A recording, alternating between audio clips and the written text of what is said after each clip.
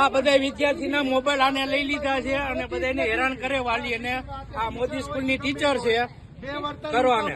આ મોદી સ્કૂલની બોલાવો, તમારા પ્રિન્સિપાલ ને બોલાવો.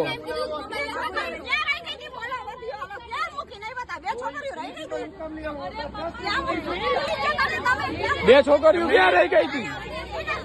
શીખો નથી ને? હે?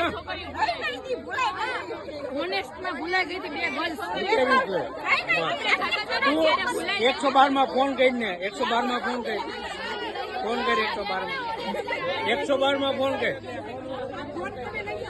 ના 112 માં ફોન કરી મોદી સ્કૂલ પર આવો એને. આ બાજુ આવ. ના એ હમણાં થઈ જાય. વાત કરો માં માથા પકવો છો બધાને આપી દો. કોને પૂછવું છે?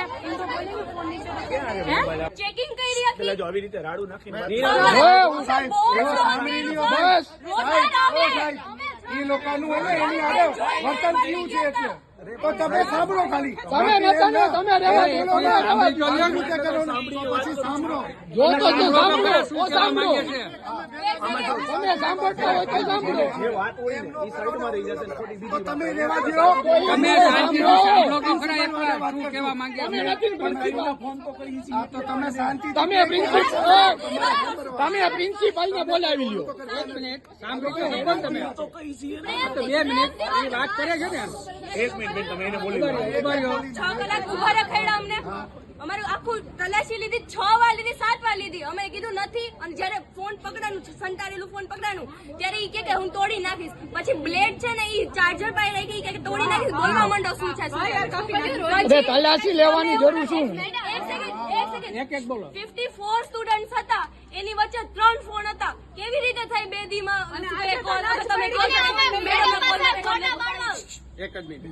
એક બોલો. એક મેઇન વસ્તુ ભૂલી ગઈ. ઉભા રહી, અમને બતાવી લેવા દો. ઓનેસ્ટમાં 3 છોકરાઓ રહી ગયા હતા. આ લોકોએ બસ હલાવી લીધી, નહોતી ખબર. અગર ફોન ન હોત તમારી પાસે તો કેમ રોકે? ઈ બસ ઈ અડધી બસ હોઈ ગઈ હતી. હા, હવે એ બીજો બેટા કહો જી પ્રોબ્લેમ છે. તમે અમને એમ કીધું હતું કે તમારા પિક્સ ક્લિક સાંભળી લો, પેલા સાંભળી લો તમે પછી. તમે એમ કીધું હતું કે પિક્સ ક્લિક કરવા હોય તો મેડમ નો ફોન લઈ જાઓ. હા, તો અમે મેડમ પાસે 3 થી 4 વાર ફોન આપ્યો. મેડમે એમ કીધું કે મારો પર્સનલ ફોન છે, હું ફોટા પાડવા નહીં આવું. અને અમે છે ને ફોન કરવા એક બરાબર. આ લોકોને અને અમે જ્યાં બી જતા ને તો અમે પેલા હોય પછી અમારે મેડમ ને બોલાવવા જવા પડે કે મેડમ હાલો અમને જ્યાં જાય ને તો અમને એમ પૂછે કે મેડમ કેમ નથી આવ્યા? તો મેડમ ને તમે બોલાવો છો તો અમે બધા મેડમ ને બોલાવવા જતા પેલા. અને અમે પેરેન્ટ્સ ને ફોન કરી તો પાછળ સાંભળે કે પેરેન્ટ્સ ને. અને અમને એમ આ પુરુષા વાત કરતી હતી એના મમ્મી હારે. અમે પેરેન્ટ્સ સાથે વાત કરીએ તો એમ પૂછે તું કોની હારે વાત કરે છે? છોકરી રોતી હતી, હાફતી હતી.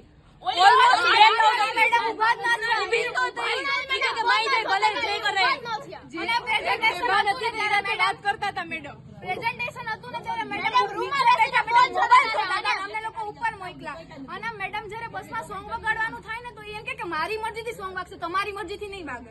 અને એની મરજી એન્જોયમેન્ટ માટે ગયા હતા, ભલે ઇન્ડસ્ટ્રીયલ વિઝિટ હોય. અને ઈ કે તમે લોકો એન્જોય કરવા નથી આવ્યા, પણ બસમાં તો એન્જોય કરી શકીએ ને. અને અમે ફ્રેન્ડ્સ બાજુમાં બેઠા હતા તો અમે 4 જણાને અલગ બેસાડી. જગ્યા ચેન્જ કરતા હતા કે ક્લાસરૂમ ભરીને હતા અમે અલગ બેસીએ. આ બધાનો આન્સર તમારી પાસે જ નથી જોતો, અમારે મેડમ પાસેથી જોઈએ છે. એમને બોલાવી લો. તમે બેટા હવે શાંતિથી બહાર ઉતારી આવો. જો પેલા છે ને ગુજરાતી મીડિયમ ની વાત કરતો હતો. મેં ગુજરાતી મીડિયમમાં એવું હતું, ગુજરાતી મીડિયમમાં 2 ગ્રુપ હતા. એક ગ્રુપ છે એ ડાન્સ ક્લાસમાં ગયું હતું, એક ગ્રુપ છે એ ક્લાસમાં બેઠું હતું. જે ક્લાસમાં બેઠું હતું એ લોકોને આપણે એવું કીધું હતું. એક છે ને મને હેતલ રૂપાપરા કોર્ટમાંથી ફોન આવ્યો હતો. હેતલ રૂપાપરા કોણ છે એ બહુ મને ખબર નથી. એમાંથી મને ફોન આવ્યો હતો કે ભાઈ આવી રીતે સર ફોન લઈ આવવાનો છે. એટલે મેં કીધું